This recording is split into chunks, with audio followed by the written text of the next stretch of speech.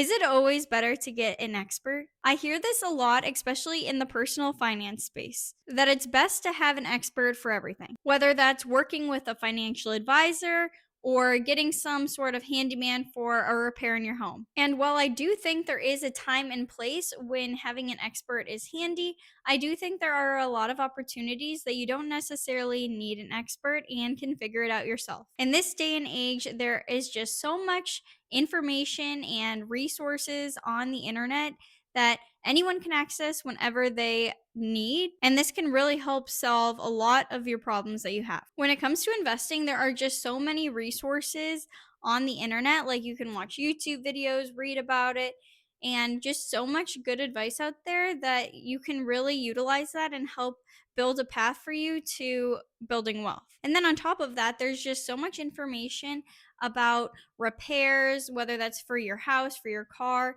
or really just anything in your life. A lot of these repairs or investing strategies are actually a lot easier than you think and can save you a ton of money at the end of the day. For example, for a financial advisor, there are really two popular methods that people take with having a financial advisor. One can be through their bank or through a firm where they take a percentage of what you're investing, whether that's through a mutual fund or whatever type of investment that you guys select together. And those investments generally have very high fees, and you are not getting a lot of the returns that you should be getting. And over years, this can compile to thousands of dollars. So, going this route can cost you a lot at the end of the day. And then, often with this type of financial advisor, it is very difficult to get your money out, especially if it's wrapped up in a mutual fund. For example, I had money a long time ago in a bank and like within a mutual fund, and it was very hard to get my money out. I had to go in person or call them and really push to get the money out and have like a good reason because they were trying to fight me to keep the money in, which I don't want to do that. I want to have full control over it and know what I'm putting my money in. And on top of it, they're taking a large fee for me not having control over it. So to me, that is just a lose lose situation. And I don't want to be in that type of situation with my money. And a lot of times these type of financial advisors advertise themselves as being free, right? But they actually just take a percentage. So it's not free at the end of the day. And it's important that you know that and can navigate your way around that. Whereas if you just took like maybe a couple hours of your time and did some research on the internet, you could find way better investments that you have complete control over and that have a solid history of returns without having a large fee like you would with a mutual fund at a bank. So just by taking a little bit of your time and investing it in yourself and your financial future, you can save yourself thousands of dollars. And then on the other side, there are fee for service financial advisors, which will charge you a couple $1,000s to create you a financial plan. Again, I'd be a bit hesitant about this. If you have a smaller portfolio, I don't think it's necessary right away to work with this type of financial advisor.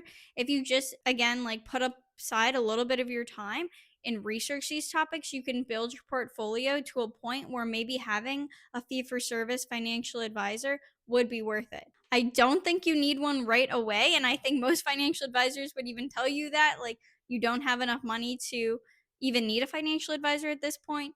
So, if your portfolio is not very large, then I don't think you need to be working with one at this point. And you could benefit much more by investing whatever you would have paid for that into a reasonably priced ETF that tracks the market, right? So, just keep that in mind when you're making this decision and trying to figure out when you should get a financial advisor. As well as I think there are different times in your life when having a fee for service financial advisor could be beneficial. Like if you are looking at retiring anytime soon, it might be good to just talk to one and kind of get a plan to make sure you have somebody else backing up what you have calculated and what you're thinking. So there are certain times where I do think it could be beneficial and you might want to consult an expert just to make sure that you're not doing something that you're going to regret later. But overall, just in general, I do not think that you need one, especially when you just start your investment journey. It'll be much more valuable to you to understand the foundations of investing and also give you more confidence in the market so you can make better decisions. There are lots of opportunities in your life that just by doing a little bit of research, it can save you thousands of dollars. For example, like a couple weeks ago, our water heater started leaking and we didn't know, like, or should we replace it? Like, what should we do? But then we just spent some time researching, found out it's just a little valve that needs to be replaced, watched a video on how to replace that, and we were able to replace it. And it is perfectly fine now and working. So if we didn't do that little bit of research, maybe we would be spending thousands of dollars on a water heater right now.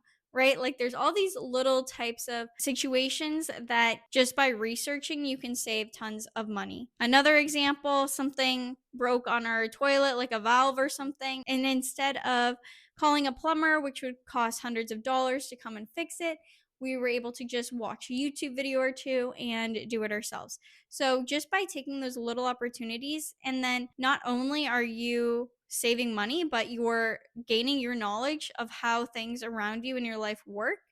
And you kind of got this fun little problem you get to solve, or at least try to solve. Again, not all things are going to be things that you can repair by yourself, but just by researching and learning a little bit about it, you can kind of make those decisions by yourself and gain that experience for that type of thing. Like, say, like the springs in your garage door fail, maybe you don't want to touch that, right? So just you learn what you can and can't repair on your own, and when you need an expert versus when you can do it yourself. So, yeah, there's lots of these opportunities in your life, and it can be a good challenge to kind of just look out for those opportunities. Always remember that learning should be at the core, at the base of everything that you do, so that you are expanding your knowledge base and becoming a more wise and knowledgeable person. So, those are just some fun things to keep in mind and everything that I have for you today. So, like and subscribe for more, and see you next time. Bye.